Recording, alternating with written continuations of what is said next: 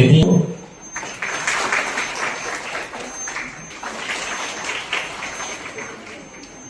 সাহিত্য অকল এটি কৰ্মশালাই নহওক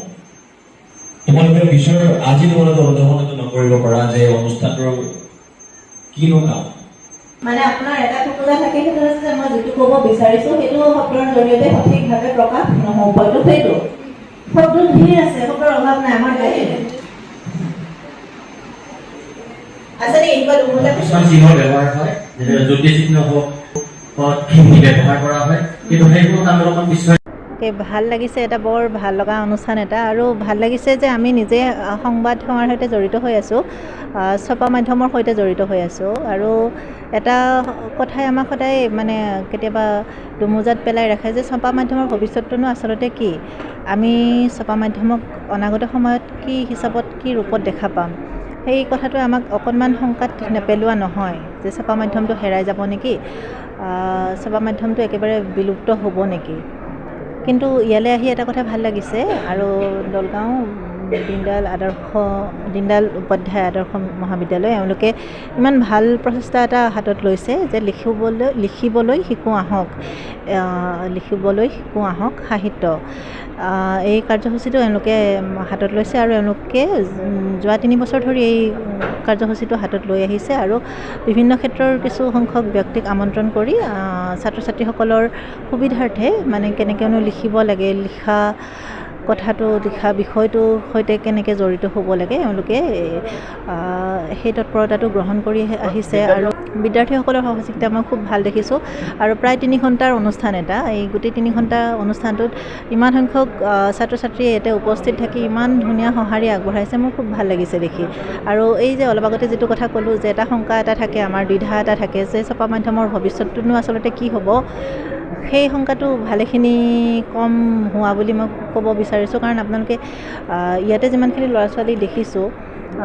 এওঁলোকৰ মাজত এটা বৰ ভাল আগ্ৰহ দেখিছোঁ ইমান ধুনীয়া আগ্ৰহ আছে আৰু তেওঁলোকৰ অসমীয়া ভাষাটোৰ প্ৰতি যিটো শ্ৰদ্ধা আৰু সন্মান আছে সেইটো দেখি খুব ভাল লাগিছে আৰু আটাইতকৈ ডাঙৰ কথাটো হৈছে যে আমি নিজেও এতিয়া শিকাৰো আমি শিকিয়েই আছোঁ কথাটো হ'ল যে এওঁলোকৰ শিকাৰ প্ৰতি যিটো আগ্ৰহ সেইটো আমাতকৈ যেন আৰু বহুত বেছি তেনেকুৱা যেন লাগিছে আৰু সেইকাৰণে বহুত বেছি ভাল লাগিছে ইমান কোমল বয়সীয়া ল'ৰা ছোৱালীখিনি এওঁলোকে কেৱল শিকিবৰ কাৰণেই ইমানখিনি সময় ইয়াতে বহি আছে আৰু বিভিন্ন ধৰণৰ প্ৰশ্ন কৰিছে যে সাহিত্য ক্ষেত্ৰখনত সৈতে জড়িত হ'ব লাগিলে কেনেকৈ কি কৰিব লাগে নালাগে আমিও আমাৰ য'ত কিঞ্চিত অভিজ্ঞতা আছে তাৰে পৰা অকণমান এওঁলোকক অকণমান পথটো দেখুৱাবহে পাৰোঁ আমি যিহেতু ইমান বেছি অভিজ্ঞ ব্যক্তি নহয় এই ক্ষেত্ৰত গতিকে অকণমান যিখিনি পাৰিছোঁ তেওঁলোকক কৈছোঁ আটাইতকৈ বেছি ভাল লাগিছে যে আজি আমি অকলশৰীয়া অনুভৱ কৰা নাই আমি যদি আজি ছপা মাধ্যমৰ সৈতে জড়িত হৈ আছোঁ লগত এওঁলোক আছে এইসকল শিক্ষাৰ্থী আছে সেইটো আমাৰ কাৰণে বহুত ভাল লগা কথা এটা কেৱল মোৰ কাৰণে বা এইখন মহাবিদ্যালয়ৰ কাৰণেই নহয়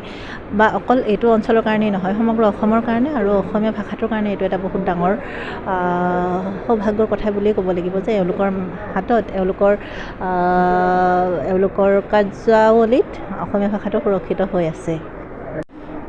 মহাবিদ্যালয়ৰ ছাত্ৰ ছাত্ৰীসমূহে এখন মহাবিদ্যালয়ত ভৰি দিয়ে নতুন কিছু সপোন লৈ আৰু সপোনবিলাক তেওঁলোকে কি ভাবে কি চিন্তা কৰে এইবিলাক লিখাৰ কাৰণে একমাত্ৰ মাধ্যম হৈছে সাহিত্য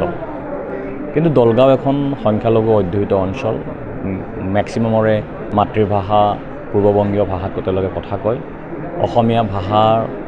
অত্যন্ত ভাল পায় অসমীয়া ভাষাক শ্ৰদ্ধা কৰে কিন্তু অসমীয়া ভাষাৰ চৰ্চা কৰাৰ কাৰণে খুব বেছি এটা সুবিধা বা সুযোগ নাপায় সেই সূত্ৰে আমাৰ মহাবিদ্যালয়ে প্ৰতি বছৰে লিখিবলৈ শিকোৱা হওক সাহিত্য নামৰ এক অনুষ্ঠান পাতি আহিছে যিটো অনুষ্ঠানৰ মাধ্যমেৰে আমি ছাত্ৰ ছাত্ৰীসকলক অসমীয়া ভাষাত কেনেকৈ সাহিত্য চৰ্চা কৰিব পাৰি তাৰ এটা আভাস দিওঁ প্ৰত্যেক বছৰে তেনেকুৱা হয় যোৱা একদম প্ৰথমতে তুনজ্যোতি গগৈ আহিছিলে প্ৰথমবাৰ দ্বিতীয়বাৰ পাপৰি বাইদেউ আৰু এইবাৰ ND24 আৰু দৈনিক অসমৰ জ্যেষ্ঠ সাংবাদিক আৰু লেখিকা সংগীতা শৰ্মা বাইদেউ আহিছিলে আমাৰ মহাবিদ্যালয়লৈকে নিশ্চয়কৈ উৎসাহজনক এটা খবৰ ছাত্ৰ ছাত্ৰীৰ সঁহাৰি খুব ভাল আছিলে প্ৰায় 250 ছাত্ৰ ছাত্ৰীয়ে অনুষ্ঠানটো উপভোগ কৰে আৰু কথা বতৰা বা তেওঁলোকৰ কুৱেশ্যন এনচাৰ প্ৰশ্ন উত্তৰে গোটেই অনুষ্ঠানটো সজীৱ কৰি তোলে সেই হিচাপতে মই ছাত্ৰ ছাত্ৰীসকলক উৎসাহ জনাওঁ যে আপোনালোকে লিখক প্ৰকাশ কৰাৰ কাৰণে বাইদেউসকলেও হেল্প কৰিম বুলি কৈছে আৰু আমাৰ নিজৰো 2-3খন মেগাজিন আছে জাৰ্নেল আছে ISBN আৰু ISN থকা আটাইকে আমি শুভেচ্ছা জনাইছোঁ অসমীয়া ভাষাৰ প্ৰতিজন এজন সেনানী হওক ধন্যবাদ